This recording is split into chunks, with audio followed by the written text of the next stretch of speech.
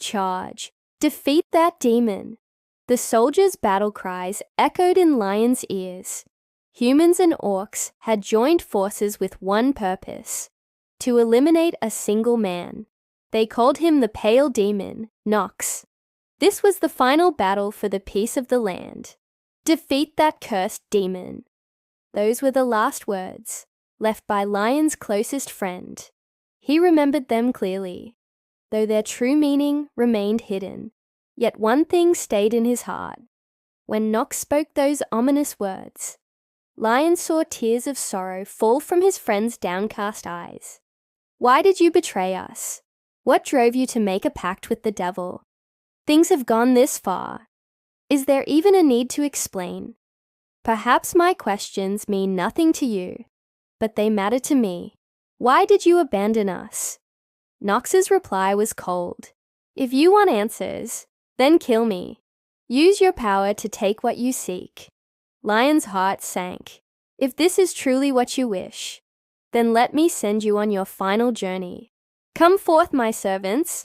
With his command, a horde of undead legions surged forward. Nox countered with countless brilliant sword strikes, cutting down the undead.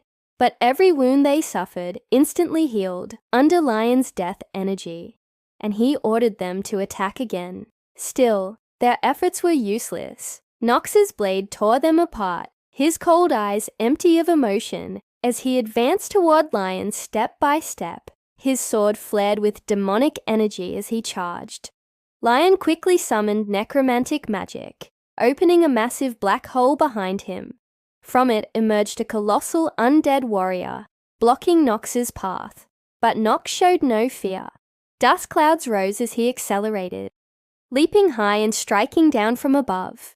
Just as the blade was about to reach Lion, the undead warrior intercepted, shielding its master. If the only way left to learn the truth from you is to kill you, then I will turn you into an undead. Only then will I understand why my dear friend has become this monster before me.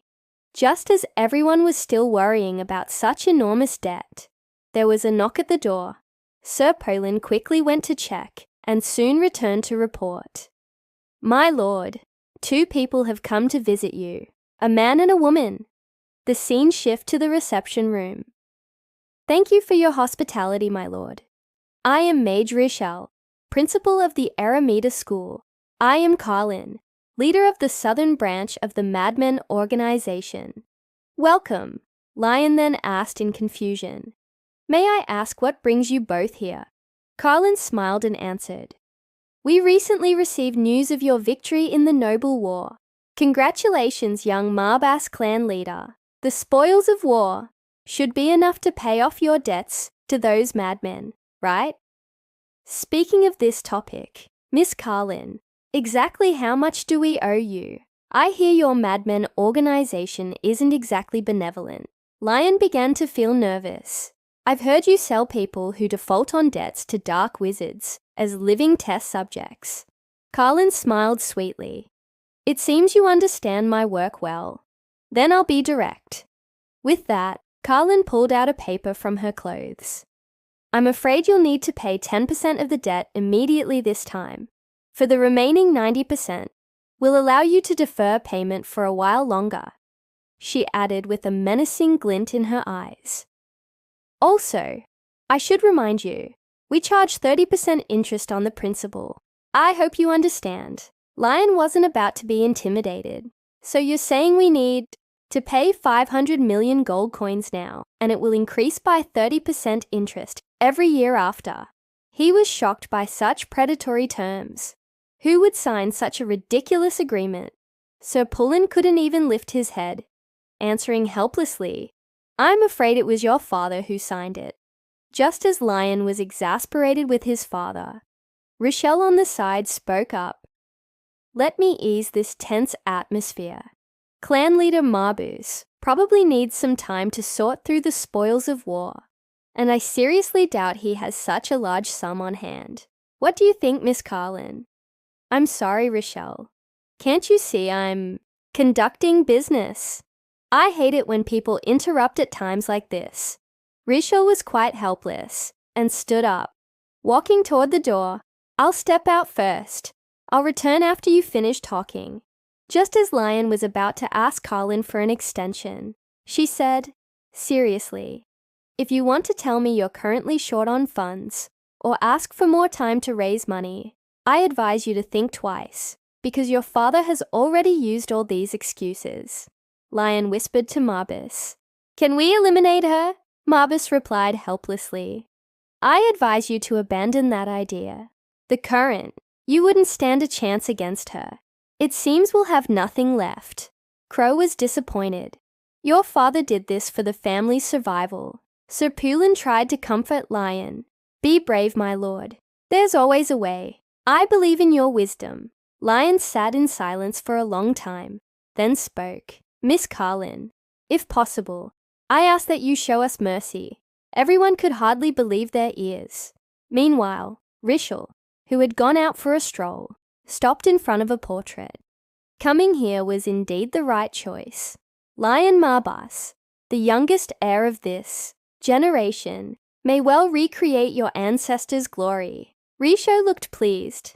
"The moment I saw him, I could sense it, an enormous magical power continuously flowing within him.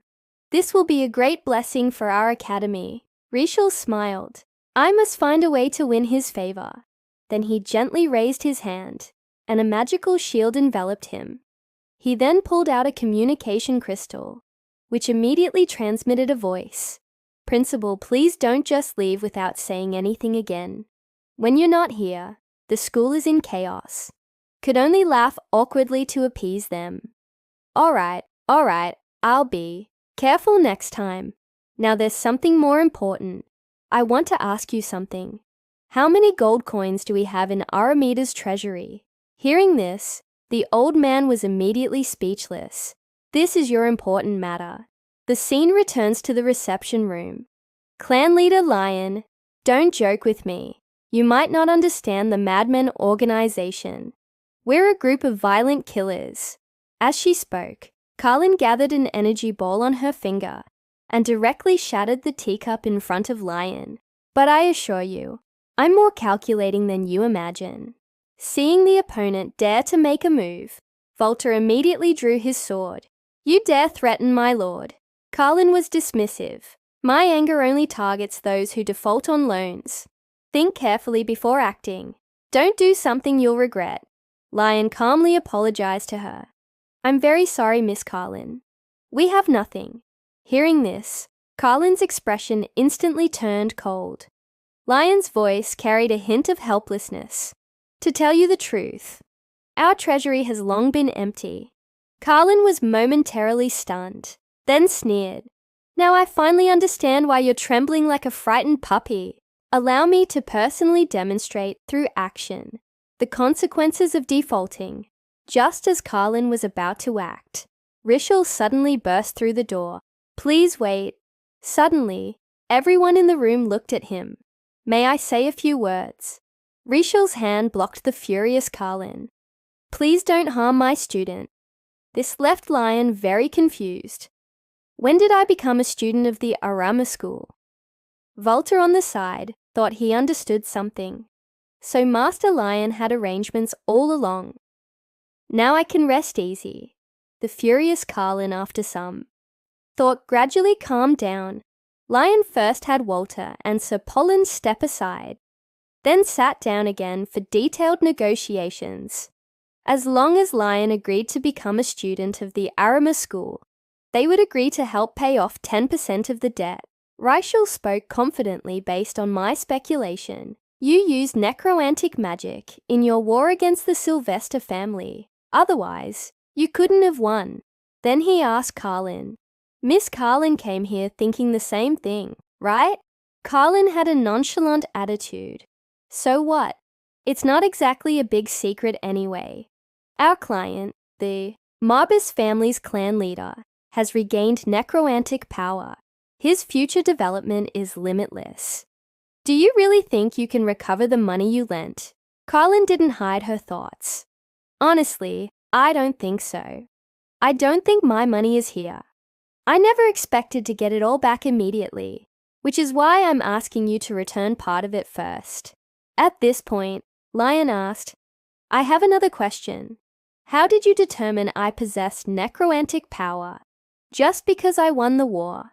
Maybe I hired other help? Clan leader Lion, you're quite the joker. Do you think you have money to hire help? Carlin couldn't help but reveal the truth. Richelle continued, I never thought money alone could win a war. So, the first thing I thought of was the ManhwaVerse family's unique power. If I could reach the level of the founding clan leader, this would be an excellent opportunity to explore the world and become supreme. At this point, Lion asked naively, So, I don't have to repay the loan. Hearing this, Carlin's eyes again showed a cold gleam. What do you think? She pulled out a pistol from her chest and pointed it at Leon. No matter who it is, debts owed to me must be repaid. Richelle on the side quickly intervened. Could you let us talk privately? I really want to recruit him to the academy. Then you talk first. Carlin put away her pistol and turned to leave. Her personality is really unpredictable, but at this point, Lion suddenly spoke. Compared to her, I trust you even less. You're not human, are you? Hearing this, Relis smiled slightly, pointing ahead and saying, ManhwaVerse, one of the 72 demons of hell, has been guarding by your side, hasn't? Hearing this, ManhwaVerse was very surprised. Interesting. A mage who can see me without my permission. His fur began to change, and the next second, he returned to his original form. The Richelle across from him also began to transform, finally returning to his true appearance. ManhwaVerse was shocked. You're actually a dragon. I thought they all perished in that war. Lion was curious. A dragon? ManhwaVerse confirmed. That's right. The feet and tail on a dragon's head are very distinctive, recognizable at a glance. At this point, Richelle spoke as one of the 72 demons. I'm curious why you're staying with humans. I don't know the exact reason, but it must be related to the founding head of the ManhwaVerse family, right? Don't worry. Master ManhwaVerse is different from other demons. He's on humanity's side, Rachel explained with a smile. If that weren't the case, I'd have no reason to get involved. Now may I ask a few questions? Liam was very cautious. If I joined the Arata school, what responsibilities would I have? The essence of the Arama school is to remain hidden, then execute collective decisions, and strive to improve the status of mages. This is your mission. Besides this, you must also do this. At this point, Richelle suddenly became serious. You cannot join any other schools, nor can you carry out their missions. Lion asked him seriously. Why is this? Just to prevent other schools from developing. Of course, this is the meaning of our school's existence. But the biggest reason is actually with that. Richelle pulled out a demon emblem. Besides the Arata school, there are 2 other famous magic schools. But at least one of them worships demons, and their ultimate goal is to resurrect the Demon King. Richelle calmly recounted some history. Hundreds of years ago, a brutal anti-demon war occurred. The first full-scale conflict between humans and demons. This led to the tragic death of the human monarch, King Solomon. But before King Solomon died, he used his last breath to seal the demon ball. However, the seal's power has been weakening over time, meaning the demons of old could break free at any moment. Richelle's tone carried hidden worry. I've heard that in this anti-demon war, it was simply a massacre for dragons and other species. Lion understood. So, you want me to reach an agreement with your school because you've discovered demon marks among hostile forces. Richelle answered honestly. Yes. As long as you agree to join us, I'll tell you everything. I believe our sacred academic hall will not only provide you with abundant knowledge, but also bring you some unexpected surprises. At this point, the Lion ManhwaVerse suddenly said, If only you could provide us with some financial surprises. But Rochelle expressed his helplessness. I'm very sorry. We can't provide much help in that regard.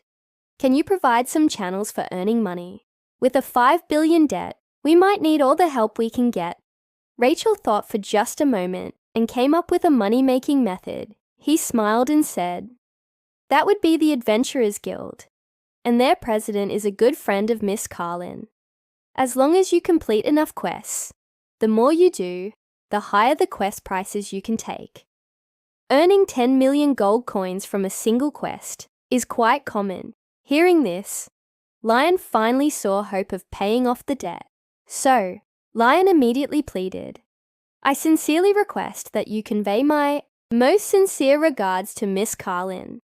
Rochelle immediately shouted toward the door, "Miss Carlin, you should have heard everything at the door, right? Could you please come in for a proper discussion?"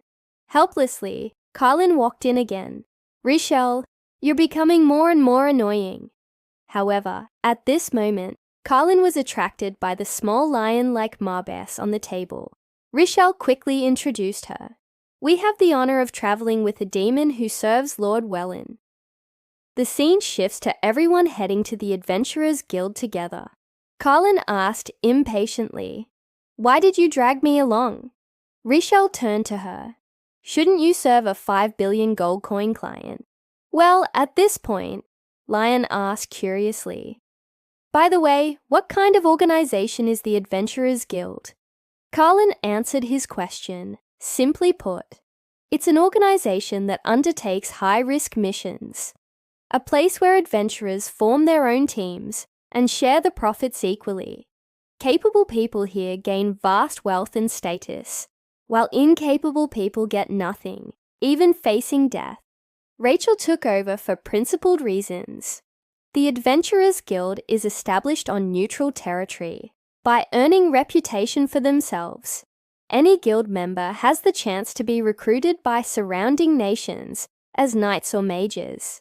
Carlin added, "The guild's mercenaries are divided into 5 different ranks: bronze, silver, gold, platinum, and obsidian, ranked from low to high, with higher ranks representing more power." Lion was eager to try. "How does one become an obsidian rank adventurer?" Rachel told him. "Reaching that level is almost impossible. There are fewer than 10 obsidian rank adventurers on the entire continent, and they earn at least 100 million gold coins for each completed mission. Due to the high price, there are very few wealthy people who can afford them." Soon, everyone arrived at the city where the Adventurers Guild was located. While Carlin was greeting the guards, she turned to Leon. "You should first consider whether you can become a bronze rank adventurer. According to imperial law, children your age have great difficulty applying to become adventurers." Before long, they arrived at a tavern, which was the Adventurers Guild's registration office. When they entered the tavern, the patrons, who had been laughing and chatting, immediately became tense upon seeing Carlin from the Madmen organization.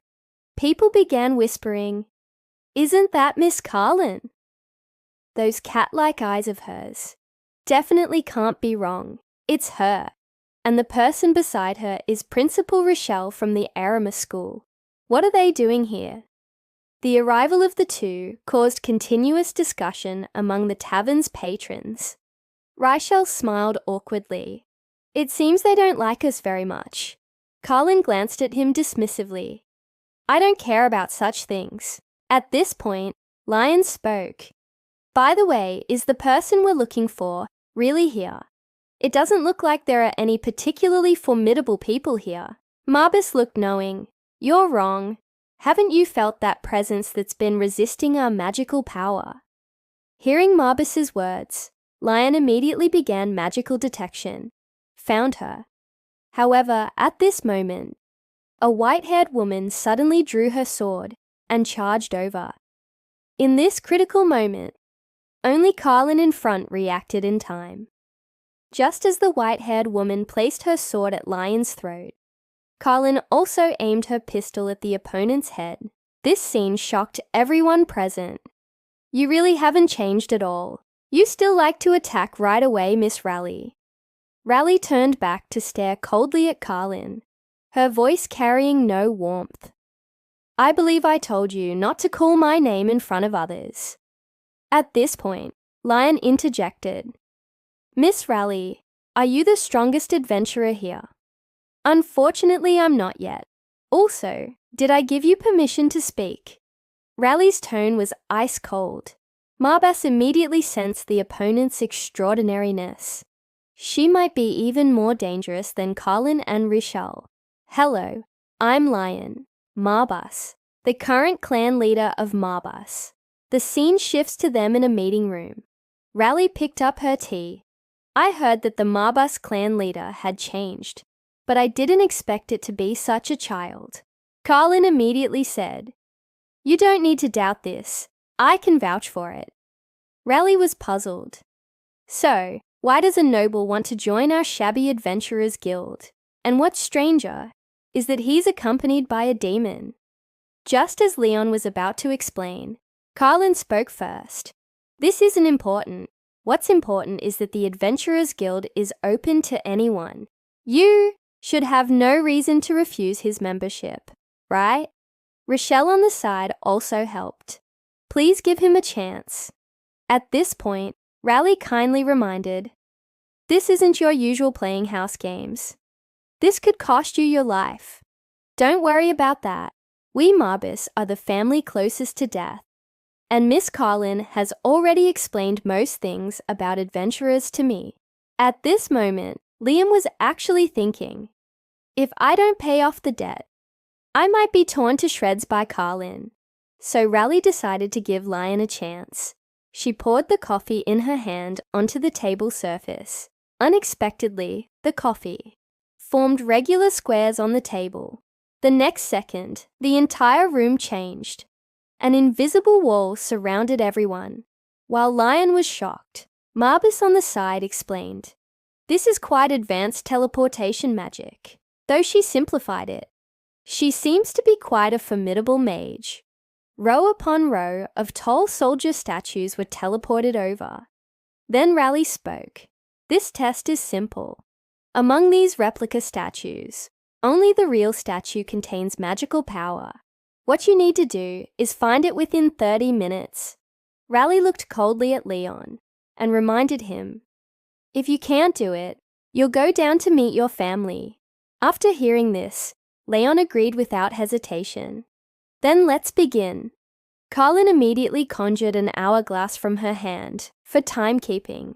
Leon walked among the statues, continuously observing them. Raleigh reminded again, By the way, these statues can move. As soon as she finished speaking, the statues began moving, all attacking Lion. A golem swung its heavy sword.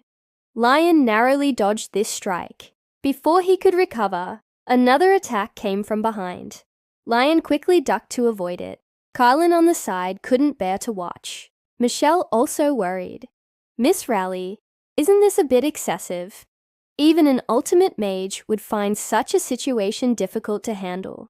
Though Lion is gifted, he's still just a child. Raleigh shouldn't act recklessly. Trust him. Let's just watch quietly. Marbas silently analyzed the situation before them. Each golem's strength isn't very great, but fighting while searching for the main body is very difficult. The magical concentration is too low, so how will Lion respond? What exactly are you thinking right now? Just as Lion was about to be surrounded and attacked, he quickly jumped up, escaping the golem's encirclement. Then his hands cast magic. Immediately, massive amounts of black magical power surged from his body. This is new black magic, I learned. I'll use you all for practice. Magic. Necromantic arsenal activated. Countless black spears appeared out of thin air, arranged in perfect formation behind Lion. Everyone was stunned by this scene. As Lion swept his hand, all the black spears instantly shot toward the golem group. Upon impact, the golems were completely destroyed, and soon only piles of rubble remained scattered about. Carlin couldn't help but praise. This child's magical power and control are indeed excellent, but the purpose of this test was to find the golem's main body. It seems like a failure now. Rishal took over. Miss Carlin, you're wrong. The test hasn't failed yet. Have you forgotten about his family's unique magic? Carlin suddenly realized. You mean? Lion closed his eyes and began chanting necromantic magic. I send greetings to the wandering souls in hell. I am the current head of the ManhwaVerse family here to summon your spirit. Come forth, my undead warrior. Immediately, the calm ground began shaking violently. The originally broken golems were reassembling. The two witnessing this scene were extremely shocked. Risha was even more excited. I finally see the long-lost necromantic magic. The golem's main body reformed as an undead and stood before everyone again. Carlin praised again.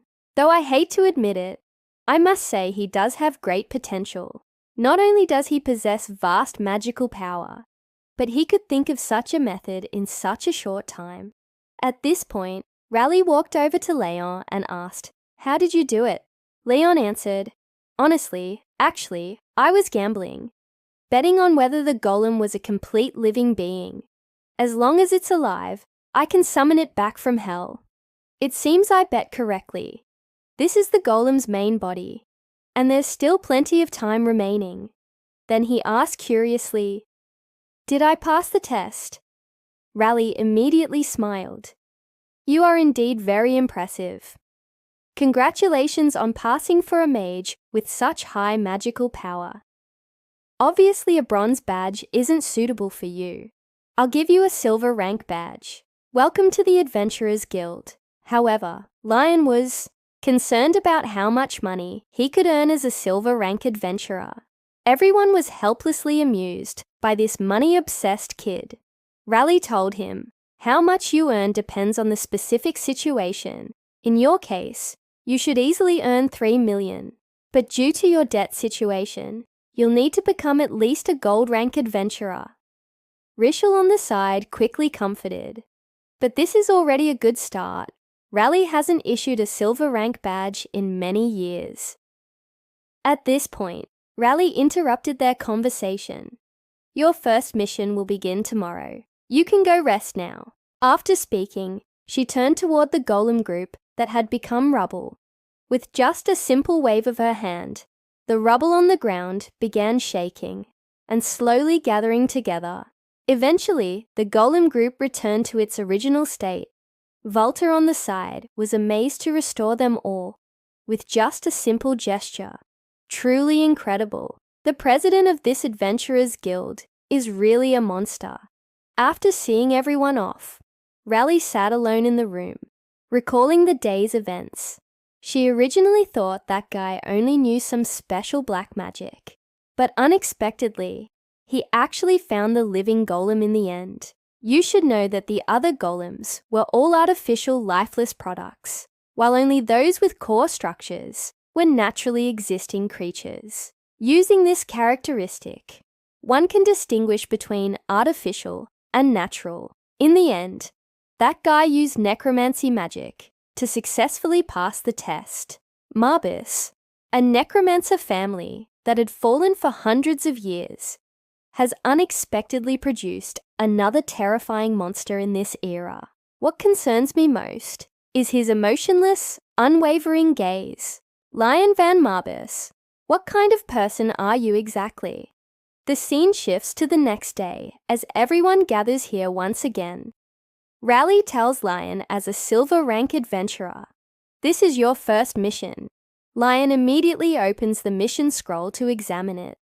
Investigate Pope Cadone of the Arden Church that worships the creator goddess.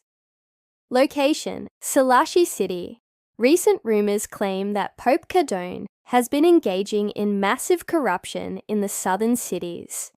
Complete this task, and you'll earn 1 million gold coins. Carlin standing nearby feels this mission might be too difficult for Lion's first assignment, but Raleigh insists that special talent requires special treatment. It seems there's no room for negotiation, and Lion doesn't mind at all.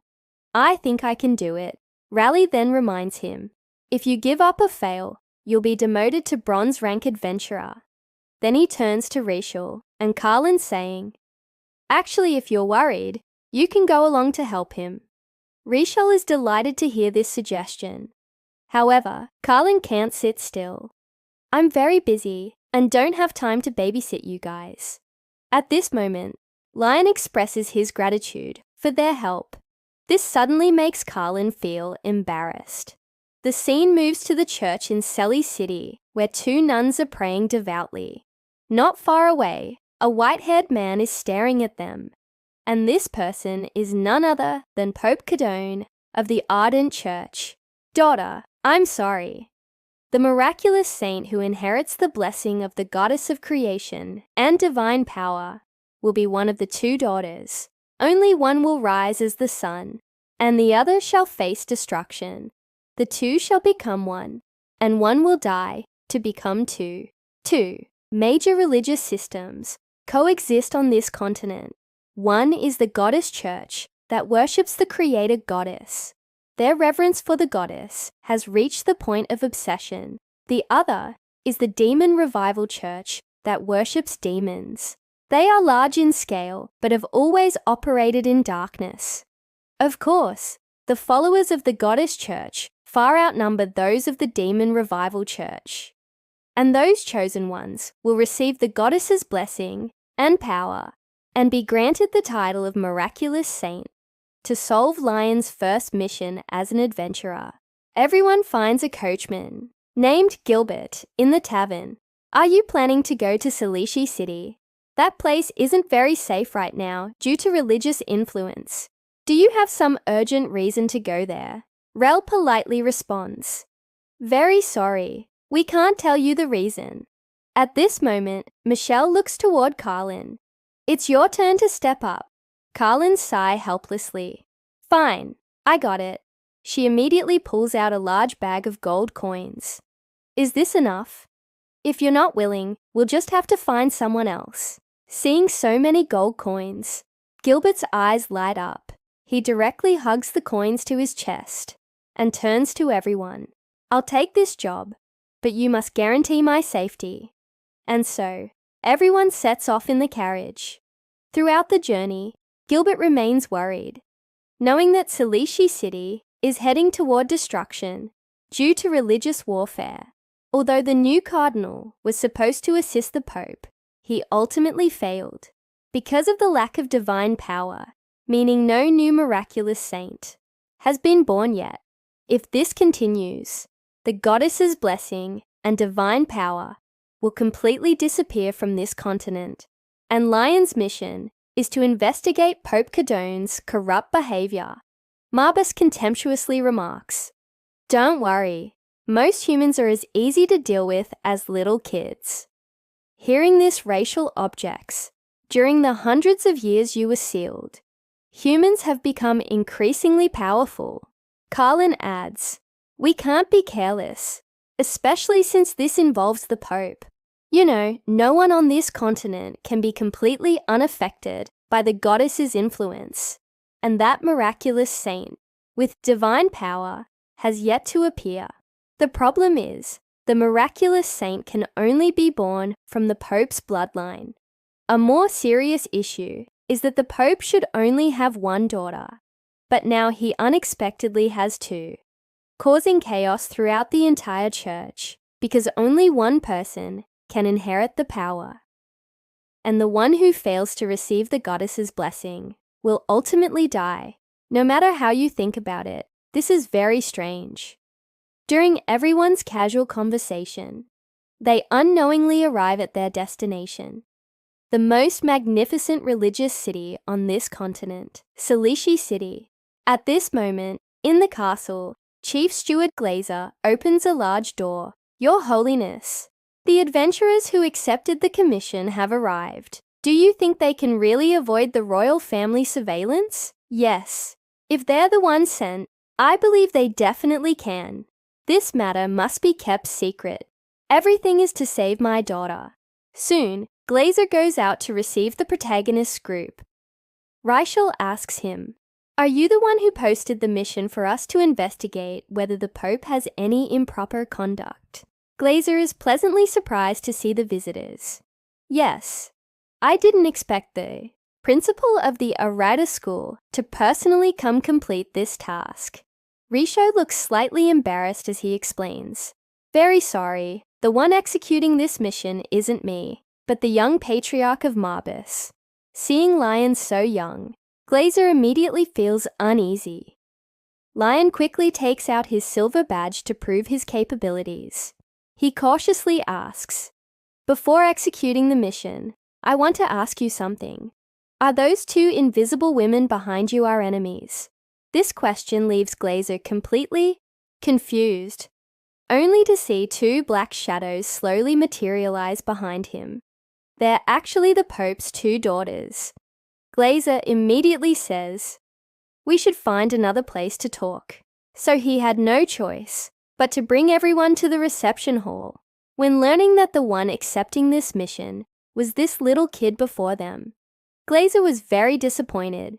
He didn't think Lion could help them. However, Lion caught this emotion immediately and said right away, "Although I don't know if I can complete this mission, you'd better not hide anything from me. I already know this mission was personally commissioned by the Pope. Tell me, what's your real task?" Glazer was shocked that Lion could see through his inner thoughts.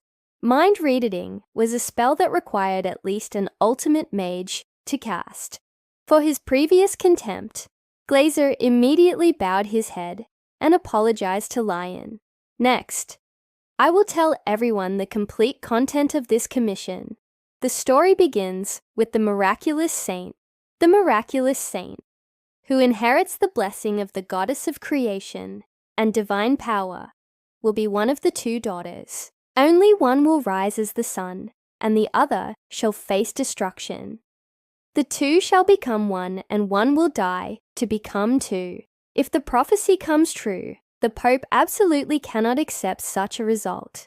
Forgive me for being direct, but if the power is split in half, the ritual will be impossible to complete. If the power is ultimately concentrated in one person, the other will. The Pope was furious about the claim that only one of his two daughters could survive. Just then, 3 uninvited guests arrived. "Greetings, Your Holiness. I am Caliban, Knight Commander of the Empire, here by His Majesty's decree to deliver an imperial edict. In the name of the imperial son, Estevan, this order is issued. Under the same sky, there cannot be 2 suns rising simultaneously. I believe you understand this point. When the 2 saints come of age, sacrifice one of them. Execute the fallen saint by fire in the name of heresy, and the other will completely absorb the saint's power, ultimately giving birth to a new generation of miraculous saint." Hearing this edict, the Pope was shocked beyond belief. "You mean you want me to burn my own daughter to death?" "Yes, this is His Majesty's decree. Sacrifice the few to serve the many. The edict has been read, so we'll take our leave now." They left the powerless Pope, who collapsed to his knees, his face filled with despair. "Is this the goddess's test for me? First, she took away my brother, and now it's my daughter's turn. Why do this to me?" After hearing the backstory, everyone expressed their sympathy. In summary, because the legitimate saint bloodline produced twins, the power was scattered, causing the divine-powered miraculous saint to not appear for over a decade. This mission exists to save these two. I also know this goes against the Emperor's will. At this moment, Lion suddenly interjected. "May I ask the 2 saints a question privately? Glazer, please step out for a moment." After Glazer left, Lion stood up and looked at the 2 saints. He suddenly knelt on one knee and asked emotionlessly, "Which of you 2 thinks you can sacrifice yourself?" This question immediately shocked the little lion nearby. "Lion, what do you mean?" "Because this is the most effective method. It's impossible to avoid the Emperor's eyes and ears. So, As the worst-case scenario, we can only sacrifice one of them. I'll ask the same question again. Does it not matter which one of you sacrifices yourself? Faced with Lion's repeated questioning, the two saints looked at each other. Miraculous saint, that's what people call us. But we actually dislike it very much. We don't deserve such a blessing. Before we were even born, demons attacked this place. The entire city became a living hell. Damn bastards. Why does it have to be now? Without the goddess's blessing, how can we deal with these demons?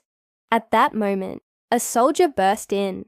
Your Holiness, it's too dangerous here. We must evacuate immediately. Faced with the demon invasion and the destruction of home, Father could only rage helplessly. The scene shifted to Mother Leah, stroking her swollen belly, saying, "Our child will become the miraculous saint." But regardless, every role comes with its own responsibilities, and that's what I'm worried about. I'm afraid our child will ultimately be revered as a saint and exploited by them. Seeing this, Mother reached out and grasped Father's arm to comfort him. Don't worry, this child will be very strong, and I will raise him to be such a person. Let's name the child Paradise, shall we? Meaning he can bring paradisal-like life to everyone. What do you think? This was our mother's expectation for us. However, on the day she gave birth because she delivered us twins, ultimately she died from exhaustion. Our beginning was a tragedy, and this tragedy's ending was already written in prophecy at the finish line. We are powerless to change this. This is the fate of us sisters. After the two saints finished their story, both rushed to volunteer as the sacrifice. No, you're stronger than me in every way, and I'm just a flawed person. Only you can fulfill Mother's wishes. Please don't say such things. Faced with this situation, Lion spoke up. Although I've never learned how to make decisions in situations like this, one thing is certain. You're both willing to sacrifice everything for each other, right? If so, that makes things easier. Regardless, saving them is your responsibility. If one of them unfortunately dies, your mission will fail. We must first find a way to save them as much as possible. This won't be easy, but we believe you can do it. Also, please ensure our father's safety. He hasn't done anything wrong. He's just fulfilling his duties as Pope. Understood. Can you tell me your original plan? The execution will take place in 2 days. If there's no other plan before, then I will be the one to sacrifice myself. 2 days. The timing is a bit tight. Next, I'll look for a solution that can fundamentally solve the problem. First, let me examine the marks of the miraculous saint. However, at this moment, the two saints hesitated. The location of the marks is rather embarrassing. Could everyone except Lion and that lady please step out? Carlin, being a fellow woman, immediately understood and turned to push Rochelle out, quickly driving everyone else from the room. A bunch of old perverts. I actually have to personally throw them out myself. At this moment, the two saints looked at each other and began removing their outer garments, revealing the Holy Grail marks beneath their skin. Lion and Carlin were immediately drawn to these marks. It's impossible to use magic to transfer energy, and considering the location that others can hardly see, in my opinion, there's only one method. Yes, only by sacrificing one person can the power be unified. As I expected, prophecy and fate are tragic things that ultimately destroy two people's lives. At this moment, Lion felt a long-absent anger welling up inside him. The scene shifted to the day of the execution. Prince Louis of the Empire came to witness in person. I can't wait to see the birth of the miraculous saint with my own eyes. One of the saints will be tied to the stake and burned to death. Honestly, why did he have to have twins? Because of this, we had to wait until they came of age to act. At this moment, not far behind them, Lion was quietly observing the scene to save those who want to live. and kill those who want to die. Is such a choice necessarily correct? The little lion was puzzled by Lion's sudden words. What are you talking about? I saw the twins' true inner choices. Perhaps only someone like me who deals with death can sense it. One desperately wants to live, while the other has completely accepted the fate of death. This is why I'm confused. Whom should I save? Or rather, whom should I kill? Louis began his speech. Good morning, everyone. As a prince of the Empire, I've come by His Majesty's command to attend the birth ceremony of the miraculous saint. Tonight, the darkest night will also descend upon everyone, but it will quickly dissipate. We will welcome our new miraculous saint. For this, we will execute the nameless witch by fire. After speaking, he looked at Knight Commander Caliban. Caliban immediately understood and addressed the citizens below. Under the same sky, there cannot be two suns. The same applies to the miraculous saint. But the birth of twins has disrupted the order of the continent. This is clearly a demon's trick.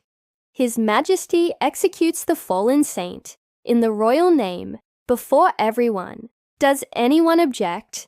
Faced with the prince's sharp gaze, everyone lowered their heads and remained silent. The day before the ceremony, when the prince saw them, he was attracted by the twins' beauty. Such beautiful women. It's such a shame to execute them by fire. If they weren't witches, I'd really want to make you my concubines. Hearing these words, the Pope was furious, but could do nothing and could only watch helplessly as the prince walked past him provocatively. How pathetic. The Pope's expression was extremely grim. Do we still have hope? Is there still a way to save them? Lion removed his hood and replied, It's almost impossible. The reason I say this is because I want to ask His Holiness something. Perhaps we can manage to save your daughter. The scene shifted to the twin saints standing at the church entrance. Don't cry anymore.